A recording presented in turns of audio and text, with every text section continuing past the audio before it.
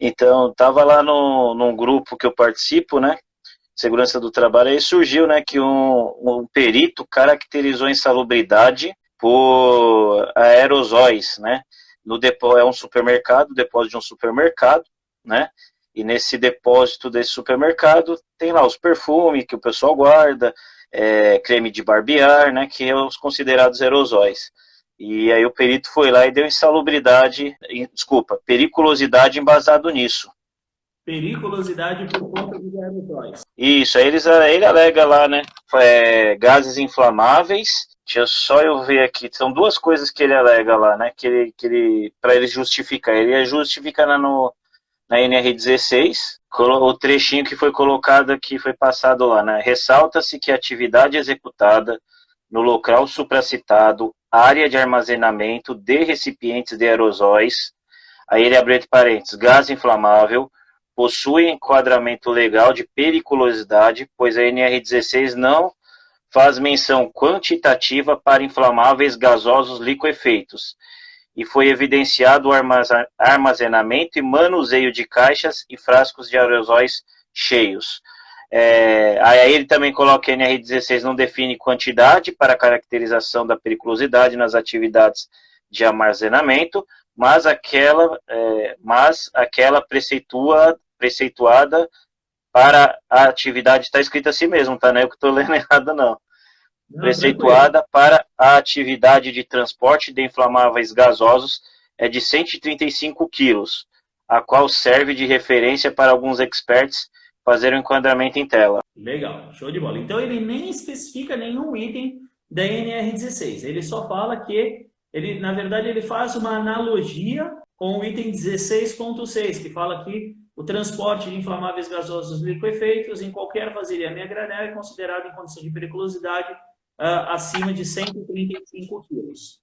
Então, na verdade, ele não faz nenhuma, ele não especifica nem no anexo 2 qual seria a caracterização realizada. Tecnicamente, é uma caracterização bastante deficiente, porque tem várias inconsistências.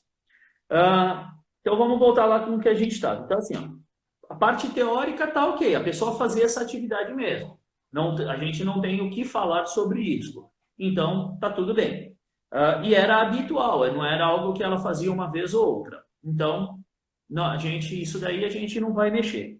Agora, sobre a parte técnica, eu tive vendo a FISPIC dos aerosóis. Tem vários diferentes, tá? Desodorante lá é uma, do inseticida é outra, do talco para o pé é outra. Mas o que elas têm de comum entre todas elas, e o perito não apresenta isso no seu laudo pericial, na FISPIC está bem definido, e isso acontece para os produtos aerossóis em geral, de que aquele produto é uma mistura, né? Então, ele sim contém gases inflamáveis liquefeitos no seu interior, o propano e o N-butano. Dependendo da quantidade e do produto, existem produtos que podem ter de 20 até 85, 87% de gases inflamáveis no interior dele, tá? Porém, eles não conseguem nem especificar o ponto de fulgor dessa mistura. Por quê? A substância que está lá dentro, ela está em duas fases, fase líquida e gasosa. Então, primeira coisa, não existe ponto de fulgor determinado. Segunda coisa, o exemplo do Glade, né, que eu peguei a FISP para dar uma olhadinha. A NR20, ela fala que gases inflamáveis, gases que inflamam com o ar a 20 graus Celsius e uma pressão padrão de 101,3 kPa. Se a gente pega a pressão de vapor do Glade, desse aerosol, por exemplo, é de 400 e pouco, acho que é 407, 403, alguma coisa assim. Ou seja, ele vai se inflamar numa pressão muito maior, tá? Ele não atende ao requisito da NR20 para ser considerado um gás inflamável, como define NR20. Então, ele não pode ser considerado, para efeito da norma, nem um líquido inflamável, nem um gasoso inflamável liquefeito. É uma substância inflamável o aerossol? Sim, é. Mas não para efeito da aplicação da periculosidade. Não tem previsão legal. Por quê? É uma mistura. A norma fala de líquidos inflamáveis e gasosos inflamáveis liquefeitos. Não fala em misturas que contenham inflamáveis gasosos liquefeitos. Eu posso ter uma mistura de líquidos inflamáveis e essa mistura ser periculosa, sim, desde que essa mistura seja um líquido com ponto de fulgor abaixo de 60 graus Celsius. Ok, está tudo bem, né? Então, primeiro aspecto técnico a ser contestado no laudo do perito. Não há previsão legal, porque conforme determina a FISPIC, é uma mistura. E dentro desta mistura, sim, um dos componentes, que é o chamado propelente, ele é um gás inflamável, mas é uma mistura, não é uma substância somente na forma gasosa, tá? Ou gasosa liquefeita, né? Segundo, não tem ponto de fulgor definido. Terceiro, a pressão do vapor dele é muito maior do que 1,3 kPa. Tá? Então, eu já utilizaria a FISPIC para fazer o enquadramento correto da substância e mostrar efetivamente de que essa substância não se enquadra na NR16 para fins de caracterização da periculosidade. Esse é o primeiro ponto técnico. Tá? Segundo ponto técnico.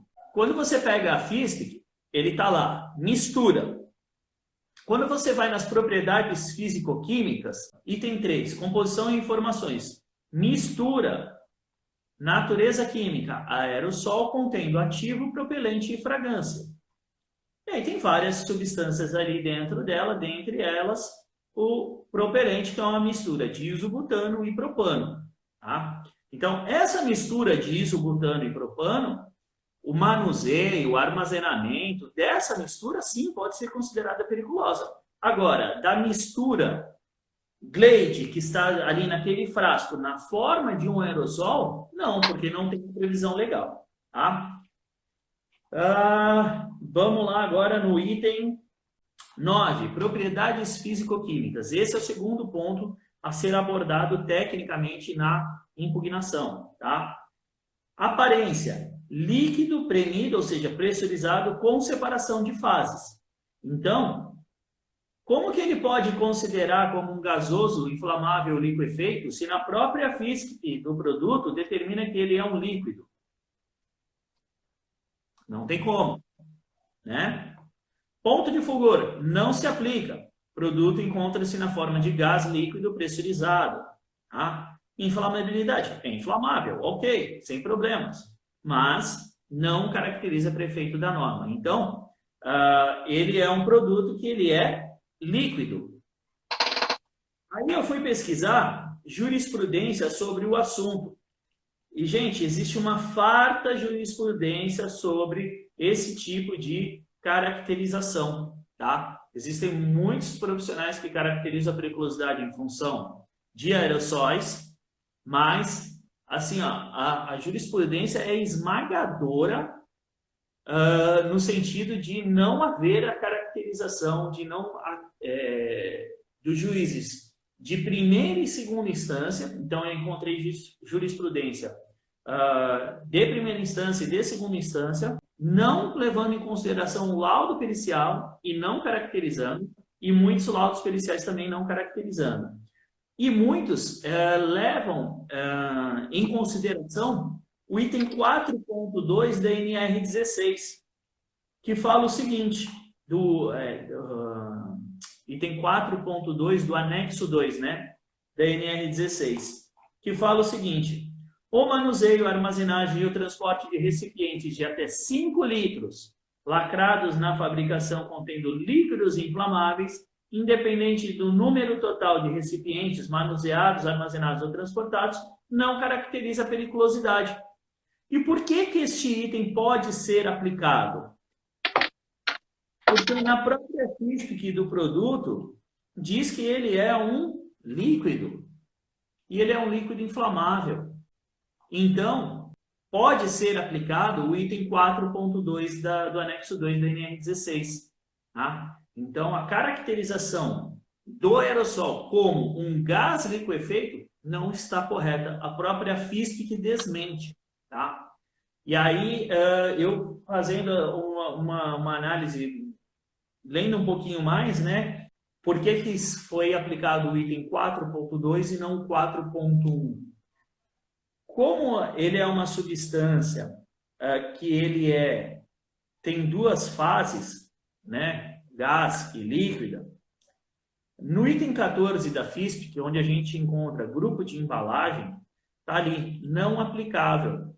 Então, você não consegue aplicar para substâncias aerossóis o conceito de grupo de embalagem que está descrito no item 4.1 do anexo 2 da NR16, que aí você teria quantidades definidas para se fosse permitido o armazenamento. Tá? Então, se aplica o item 4.2 por conta disso. Deu para entender, Marcelão? Uhum. Tranquilo, Wagner. Legal. Então, assim, primeiro aspecto técnico, né? Não tem previsão na norma, tá? Por se tratar de uma mistura. Segundo aspecto técnico, é um líquido considerado inflamável, mas que não tem o ponto de fulgor definido por ser essa mistura. E é por isso que ele não se aplica à norma. Mas, ainda que fosse aplicado, né, seria aplicado o item 4.2. Por quê? São todos recipientes de até 5 litros lacrados na fabricação. Tá? Então, é o segundo aspecto técnico que você vai utilizar para contestar o laudo do perito. E aí vem um aspecto legal, para a gente fechar os 3 pilares, né? Teórico, a gente não vai mexer, vai manter que ele realmente fazia atividade. Mas o aspecto técnico, agora a gente vai fechar com o aspecto legal. Que é o quê? O perito, quando ele não segue um documento oficial, a FISP, que é um documento oficial do fabricante do produto, ok?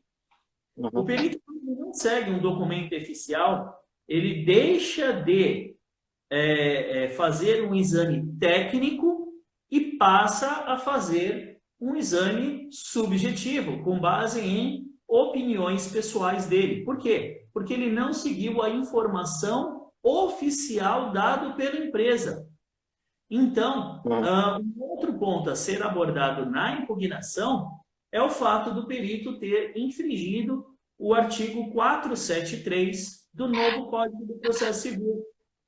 O artigo 473, no parágrafo 3º do item 4, fala o seguinte: artigo 473, o laudo pericial deverá conter, parágrafo 2º, é vedado ao perito ultrapassar os limites de sua designação, bem como emitir opiniões pessoais que excedam o exame técnico ou científico do objeto da perícia.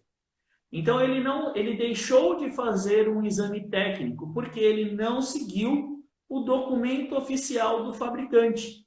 Ele deu uma opinião dele. Ele acha que, na opinião dele, aquilo ali caracteriza a periculosidade, mesmo o produto não sendo classificado como um líquido inflamável, conforme a NR 16 determina, mesmo o produto não sendo classificado inflamável gasoso liquefeito, porque trata-se de uma mistura. Tá? Então, ele não se atentou a esta situação definida pelo fabricante. Então, ele excedeu o exame técnico. Ele foi além do exame técnico que é dado pelo fabricante. Então, isso também deve ser apontado na contestação para você fechar. E um outro ponto de que artigo 479 fala o seguinte: o juiz apreciará a prova pericial de acordo com o disposto do artigo 371, indicando na sentença os motivos que o levaram a considerar ou deixar de considerar as conclusões do laudo, levando em conta o método utilizado pelo perito. Então, o que está descrito nesse item? Que o juiz não precisa se ater ao laudo pericial. Por que é importante envolver essa parte legal? Se o advogado que está cuidando do caso optar por fazer um recurso, somente o que está descrito na NR16 não é suficiente para que este recurso seja levado em consideração. Ele precisa ter uma questão legal envolvida. Então, quando você amarra a parte técnica com a parte legal, você dá essa ferramenta para o advogado trabalhar e aí sim, mesmo que o juiz em primeira instância não acate a argumentação da defesa, né, acate o laudo pericial, quando for para recurso, há uma grande chance dessa sentença ser reformada. Tá? Então, é muito importante a parte teórica por conta disso. Então, parte técnica com relação ao enquadramento e ao item 4.2. E parte legal que ele emitiu uma opinião pessoal, porque ele não seguiu o exame técnico feito pelo próprio fabricante e que o juiz não precisa se ater ao laudo pericial. Então, quando for elaborar uma contestação como esta, precisa fazer o quê? Organizar o documento. Eu até estava comentando isso do laudo, do parecer técnico que eu fiz, né? Você precisa organizar o documento. Então, primeiro, você vai separar por tópicos, né? Quanto às atividades realizadas? As atividades realizadas pelo reclamante estão de acordo com a realidade dos fatos e ponto. Acabou, não tem muito o que falar. Pode falar alguma coisa da frequência e tal, né? Quanto à caracterização realizada pelo senhor perito. Aí você vai expor toda essa parte, colocar print da FISPIC, né? Colocar print da NR16. Para quê? Para demonstrar que aquilo que você está argumentando tem embasamento, não é simplesmente palavras jogadas ali na contestação. Trata-se efetivamente de uma contestação e não de uma lamentação, que é isso que muito acontece, né? Então, e é por isso que muita gente fala assim, não, mas o juiz nem leu a minha impugnação, a minha contestação. Mas você não apresentou dado técnico nenhum relevante, você só se lamentou, você só disse que o que o perito fez não está certo. Mas por quê? Você tem que comprovar o porquê que não está certo, né? Então você coloca a FISPIC, as partes da FISPIC lá, o item, deixa eu ver aqui para não falar errado, o item 14, o item 9, que fala das propriedades físico-químicas, e o item 3, que fala que é uma mistura, né? Então, você comprova que a caracterização que ele fez foi equivocada, né? E aí você põe um outro tópicos dos aspectos legais. Por quê? O Código do Processo Civil é o regulamento da atividade do perito. Se o perito não segue o Código do Processo Civil, ele não está seguindo o regulamento da sua atividade. E ele não pode exceder o exame técnico. Ele tem que seguir este regulamento. Ele não pode fazer a perícia do jeito que ele acha, né? Então, é a mesma coisa. Se você vai dirigir um carro, você tem que seguir o regulamento do Código de Trânsito. Se você é engenheiro, você tem que seguir o regulamento do CREA. Se você é médico, tem que seguir do CRM. O perito segue do Código do Processo Civil. Então, do aspecto legal. Aí você vai demonstrar que, por exceder o exame técnico, o perito não deixa de cumprir o regulamento. E se ele deixa de cumprir o regulamento, o trabalho desenvolvido por ele não deve ser considerado para a caracterização ou não da periculosidade. Deve ser desconsiderado não caracterizando, né? Então, você refere aquilo que você escreveu lá em cima, tá? E aí, depois disso, vem os quesitos. Para você confirmar tudo isso que você colocou em cima. Então, você, nos quesitos, questionar o porquê que o perito não averiguou a FISPIC do produto, para ele confirmar que o produto trata-se de uma mistura, Está escrito na FISP, porque ele não vai poder dizer que não, né? Uhum. Para ele confirmar que, conforme descrito na FISP, o produto trata-se de um líquido. E aí você coloca lá, item 9 da FISP, aparência, líquido.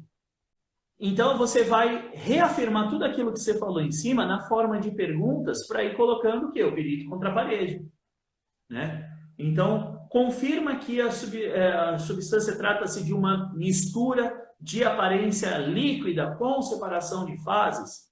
Confirma que a NR16 não prevê a caracterização da periculosidade para misturas, né? Confirma que, ainda que fosse considerado um líquido inflamável, seria aplicado o item 4.2, você já falou dele lá em cima, né? Uhum. Que seria aplicado o item 4.2, pois todas as substâncias estão lacradas ali na sua fabricação e tem menos de 5 litros. Até viria uma pergunta antes, né? Confirma que todos os frascos são lacrados na fabricação e tem menos de 5 litros de volume? Ele vai dizer que sim. E aí você coloca do item 4.2. Então, você transforma toda a sua argumentação em perguntas. E, de preferência, sempre perguntas fechadas. Sempre o confirma que. Que aí o perito não pode ficar divagando muito. É sim ou não.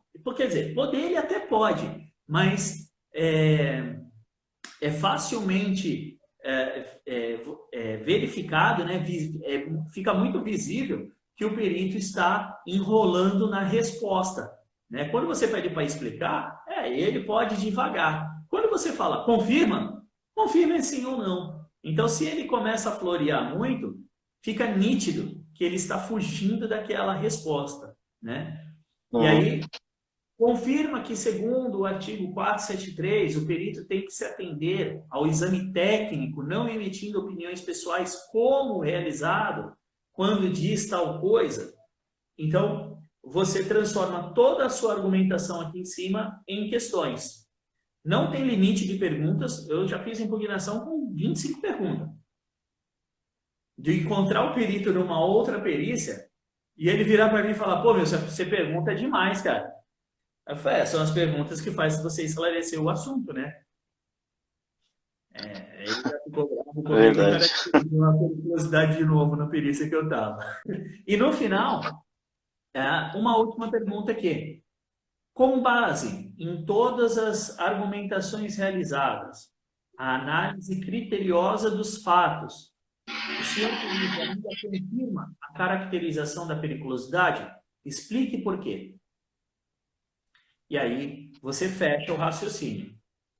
Provavelmente, ele vai confirmar, ele vai negar tudo e vai confirmar a caracterização que ele fez. Porque senão ele vai estar assinando o atestado de que ele analisou o caso errado e os peritos não gostam muito disso, né?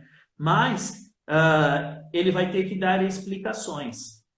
E quando você apresenta uma contestação bem estruturada, com uma sequência definida, lógica, com os quesitos apontando uma controvérsia ali evidente, a chance do juiz solicitar esclarecimentos ao perito ela é muito alta.